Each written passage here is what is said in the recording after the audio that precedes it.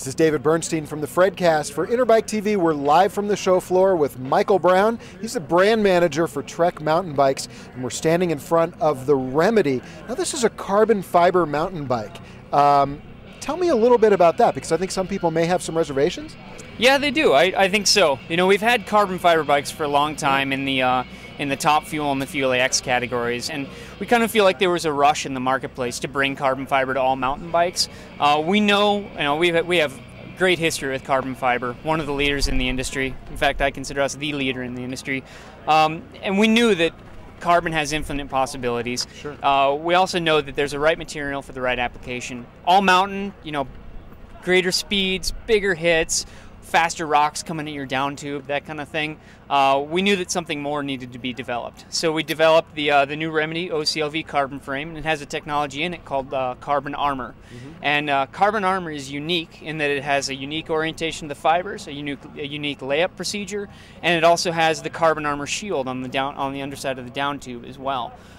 We think this is making carbon fiber completely appropriate for the all-mountain category. It can withstand great hits. You're not going to walk away with cracked frames like you might with another competitor, and we think it's bringing carbon fiber to a new level.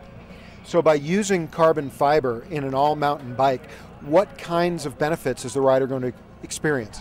Well, when we moved to the OCLV carbon frame this year, we dropped about 2 pounds out of the platform. Not all that's in the frame, but we did see a great weight savings benefit here. So not only are you making it lighter, you're going to make it stiffer, and as we're finding out with this new carbon armor technology, you're actually making it more durable than aluminum.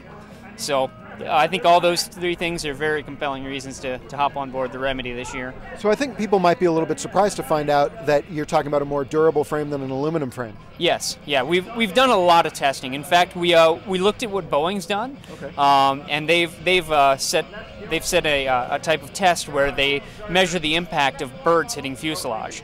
And we said, it's a very similar thing, rocks hitting down tube. Let's take a look at that. And so the test that we've developed measure a 150-gram object hitting the down tube at about 38 miles an hour. That's the kind of speeds we're talking about here for all mountain riding, and the frame can withstand it. With the aluminum frames, what we find is that you'll get a dent, and then you'll get some inconsistent fatigue failures over the life of pedaling, big hits, ultimate load tests kind of thing.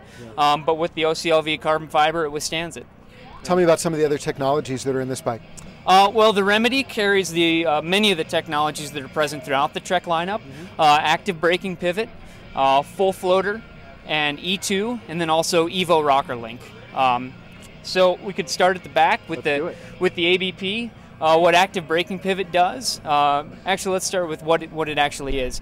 It puts the rear suspension pivot concentric with the axle. It's directly through. A lot of people put the rear pivot below or above. We're the first and the only company to put it right through the middle, and what that does is it separates braking forces from suspension forces, allowing your suspension to function whether your brakes are on or off. Most other competitors, you're going to find that suspension locks up pretty quickly as soon as you put on the brakes. Full floater, great technology, allows us to fine-tune the suspension, gives us a nice pedaling platform, great mid-stroke control, and a seemingly bottomless feel. Also on this bike, something we haven't talked about a lot quite yet is DRCV technology. It's actually a technology that we co-developed with Fox. We brought the idea to Fox, and they're making it for us. It's proprietary to Trek, and it actually creates 2 separate air chambers inside that shock. And what that does for you, about halfway through the stroke, it opens up the second chamber, allowing more air in. And so what that's giving you is it's kind of the coil feel with the weight of an air shock, making this an absolutely phenomenal ride.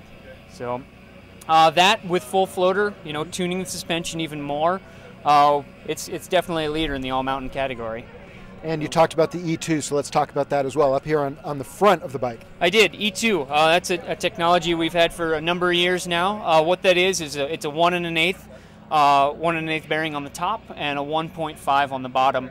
You're going to see other people out there pushing the 1.5. We think this is the solution. It puts material where it matters most, and it allows the versatility of the 1 1/8 inch stems, and you don't have to get a beefy, heavy 1.5 bearing on the top where it really doesn't matter. Makes sense.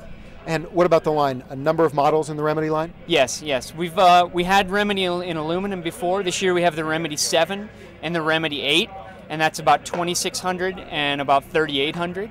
And then the Remedy 9.8 and the 9.9. Those bikes share the same carbon fiber frame. The only difference is the spec. And you're looking at about 45 and about 58 for the 9.8 and the 9.9. And every bike carries all those technologies we talked about. And where can people get more information? Trekbikes.com or your local Trek retailer. Sounds good. Michael, have a great show. You too. Thanks, David. Absolutely. And this is David Bernstein for Interbike TV. From the Fredcast, we're live from the show floor.